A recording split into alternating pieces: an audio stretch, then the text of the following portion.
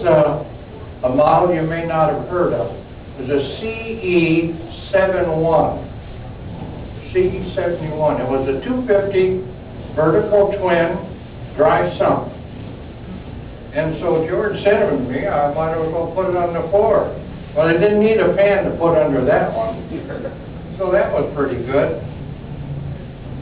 And of course I belong to the Racine Motorcycle Club, which met at the Harley-Davidson dealer in the basement every so often. I don't remember the date, once a week or something like that.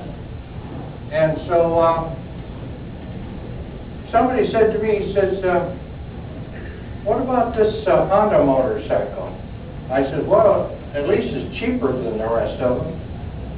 And he came over and tried one out. He says, I think I'll buy this. I said, that'd be a good idea. I'd like that.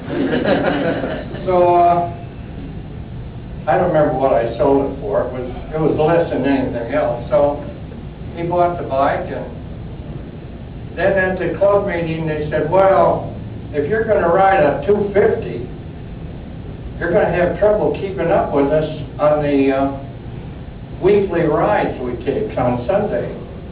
And so listen, we'll tell you where we're going to stop for lunch.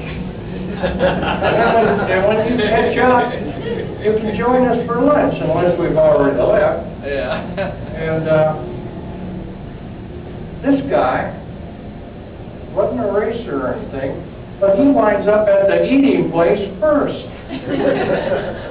And the rest of the Harley 45s and so forth catch up with him later. And so that gave kind of a different view of 250cc motorcycles as far as an American rider goes. Hell, you couldn't sell 500, you know. It's too small. And of course, the Harley, the smallest one they made was a 45. But most of the guys rode a 74. But anyhow, this fellow not only kept up, but he was first. And so they took a little bit different view of my Honda at that time.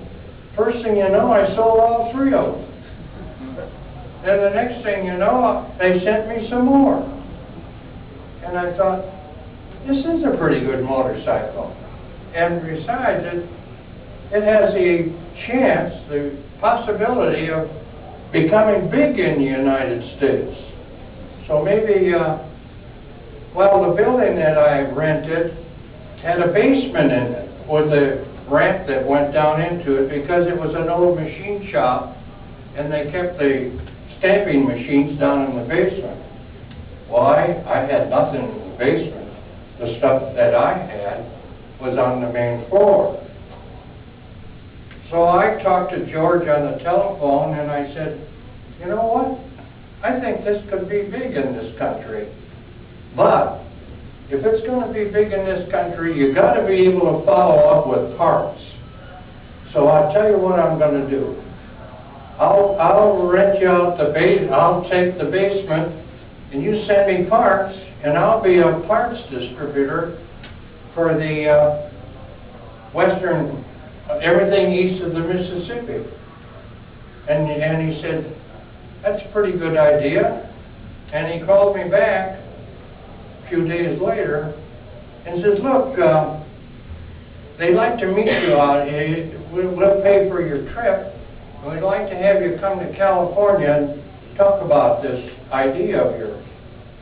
And I said, well, the motorcycle business is dead after the 4th of July, at least in Wisconsin. So I can come out sometime in September or October. And he said, that'd be good. So I go out there, and they were on Pico Boulevard in Los Angeles. So I show up at the place, and there's a man by the name of Mr. Kawashima, K. Kawashima. And he had been sent over by Mr. Honda to establish American Honda Motor Company. Now, if you understand, American Honda Motor Company was, of course, the Japanese representative here in the United States, and I found out that if your eyes are round,